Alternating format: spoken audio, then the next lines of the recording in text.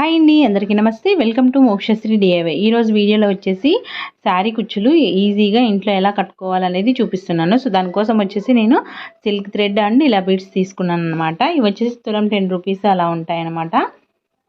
So ఇలాగా zari thread and matching silk threads అనమాట. So ఇది వచ్చేసి మనము ఒక 1 ఇంచ్ గ్యాప్తో ఇలా మార్కింగ్ వేసుకోండి. మీరు దగ్గర కావాలంటే ఇంకా దగ్గర వేసుకోండి. సో నేను వచ్చేసి 1 ఇంచ్ మార్కింగ్ వేసుకుంటున్నాను.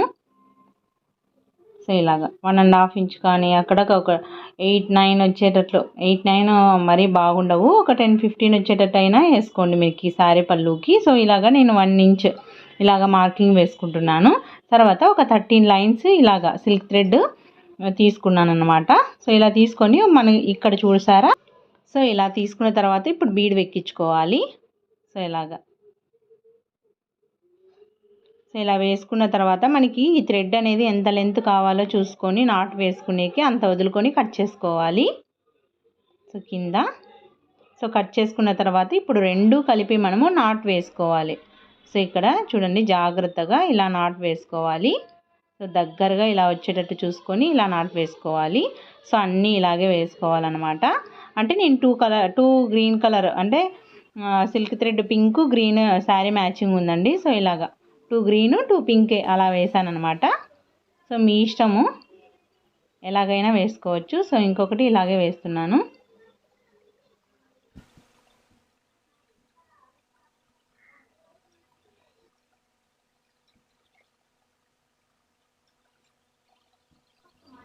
సో ఇప్పుడు ఇలా వేసుకున్న తర్వాత ఇప్పుడు ఒక కాటన్ థ్రెడ్ తీసుకోవాలి. నార్మల్ నీడిల్కి చిన్న సూదికి మనం కాటన్ థ్రెడ్ ఎక్కించుకొని నాట్ వేసుకోవాలి. సో ఎందుకంటే మనం ఇంకొక బీటు ఈజీగా ఎక్కించుకోవడం కోసము. సో చూడండి, ఇలా వేసుకొని మనం ఈ సిల్క్ థ్రెడ్ని కాటన్ చూడండి కింద నాట్ వేసాను కదా, ఈ రెండింటి మధ్యలో వచ్చేసి మనం సిల్క్ థ్రెడ్ తీసుకొని ఇప్పుడు బీట్ ఎక్కిస్తామన్నమాట.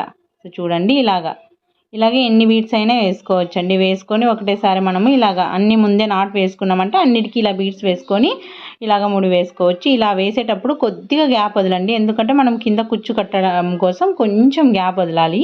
చూడండి, ఇలా బీట్ జరిగేటట్టు చూసుకొని ఇలా నాట్ వేసేయండి. సో ఇక్కడ కూడా అలాగే వేసుకోవాలి. చూడండి, ఇలా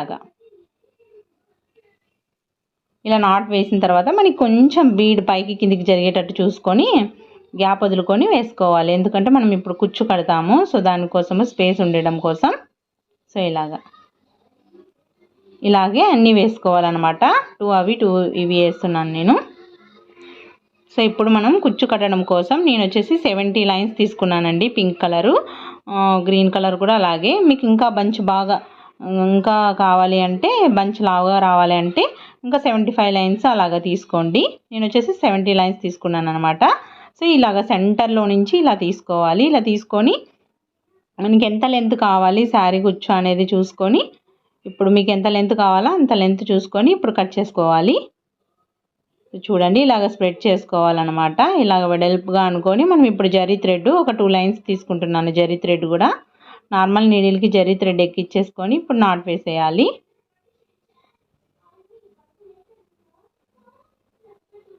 సో ఇలాగా ఇప్పుడు ఈ సెంటర్లో నుంచి మధ్యలో నుంచి ఇలాగా తీయాలన్నమాట. సో చూడండి, కింద వచ్చేసి మనం నాట్ వేయలేదు కదా, సో బ్యాక్ సైడు ఆ జరీ థ్రెడ్ని ఇలాగ పట్టుకోండి చేత్తో.